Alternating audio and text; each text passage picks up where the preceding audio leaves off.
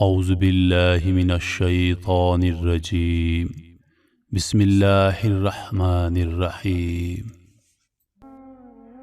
السلام علیکم میرے بھائیوں، بہنوں اور روحل وائس کے ساتھیوں، امید کرتا ہوں آپ سب خیریت سے ہوں گے۔ میرے عزیزوں، کچھ واقعات، قصے اور کہانیاں ہماری زندگی میں شاید اسی وجہ سے آتی ہیں کہ ہم ان سے سبق حاصل کرتے رہیں۔ ایسی ایک کہانی آپ کی خدمت میں پیش کرتا ہوں، تو چلیے آگے بڑھتے ہیں۔ پرانے وقتوں کی بات ہے، کسی شہر میں ایک رئیس آدمی رہتا تھا۔ اللہ کا دیا ہوا سب کچھ اس کے پاس تھا۔ اللہ نے اس کو دولت، عزت، زمین، جائیداد، الغرض دنیا کی ہر نعمت سے نوازا تھا۔ ان سب کے باوجود رئیس ایک نیک، ایماندار اور خدا ترس انسان تھا۔ اپنی دولت کا بیشتر حصہ غریبوں، مسکینوں اور یتیموں پر خرچ کرتا۔ رئیس کا اکلوتا بیٹا تھا جو اپنے باپ کے بالکل برعکس تھا۔ وہ بڑا مغرور، گھمنڈی اور عیاش پسند تھا۔ رئیس اپنے بیٹے کو ہمیشہ سمجھاتا رہتا کہ بیٹا، دنیا کی مال و دولت پر تکبر مت کرو، مت بھولو کہ یہ دولت اللہ کی آزمائش ہے۔ اس لیے بیٹا، اس دولت میں غریبوں، مسکینوں اور یتیموں کا حصہ کرو، کیونکہ ایک دن ایسا آئے گا کہ یہ دولت اسی دنیا میں رہ جائے گی اور تیرے ساتھ جو چیز جائے گی وہ تیرا صرف کفن ہوگا۔ رئیس کے بیٹے پر دولت اور دنیا کی چاہت کا ایسا نشہ سوار تھا کہ اس پر باپ کی کوئی بھی بات اثر نہیں کرتی تھی۔ وقت گزرتا گیا اور ایک وقت ایسا آیا کہ رئیس سخت بیمار ہو گیا۔ کافی علاج معالجے کے بعد بھی صحت میں کوئی بہتری نہیں آئی اور نوبت یہاں تک پہنچی کہ رئیس مرگ کے بستر تک پہنچ گیا۔ ایک دن رئیس نے اپنے منشی کو بلایا اور اس کو ایک خط کا لفافہ تھمایا اور کہا کہ منشی، یہ خط کا لفافہ میرے بیٹے کو اس وقت دینا جب میرا جنازہ قبرستان میں رکھا جائے۔ منشی نے حکم کی تعمیل کی۔ اپنی موت سے کچھ دیر پہلے رئیس نے اپنے بیٹے کو بلایا اور کہا کہ بیٹا، مرنے سے پہلے میری ایک آخری خواہش ہے کہ جب میں مر جاؤں تو مجھے میرے پرانے موزے پہنا کر دفن کرنا۔ یہ میری آخری خواہش ہے اور مجھے یقین ہے کہ میری یہ خواہش تم ضرور پوری کرو گے۔ باپ نے بیٹے سے وعدہ لیا۔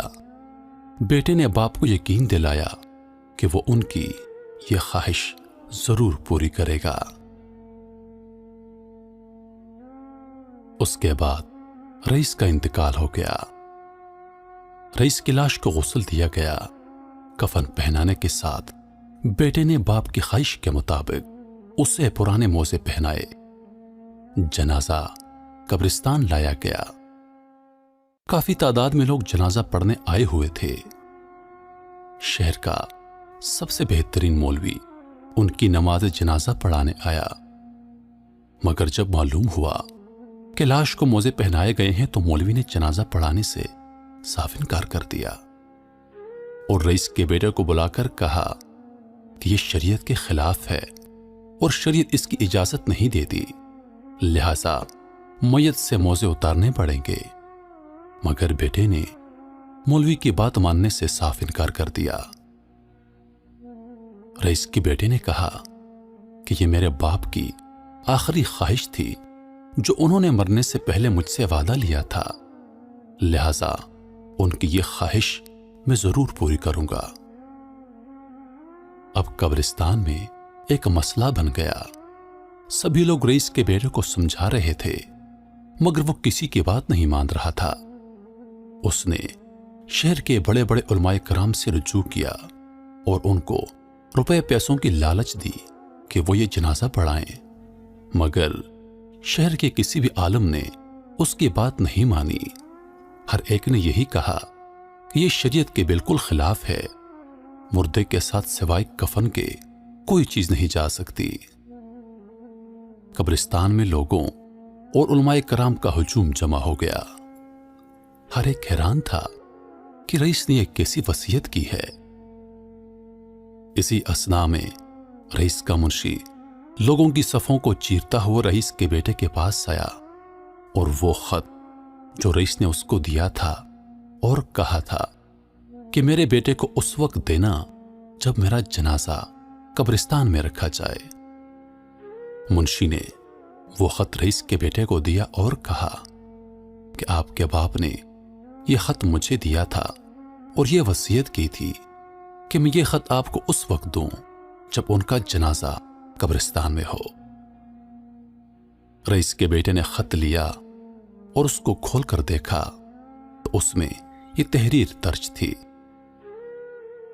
پیارے بیٹے، میں شہر کا سب سے امیر ترین آدمی تھا، مگر دیکھ لو آج اپنے ساتھ یہ پرانے موزے بھی نہیں لے جا سکتا۔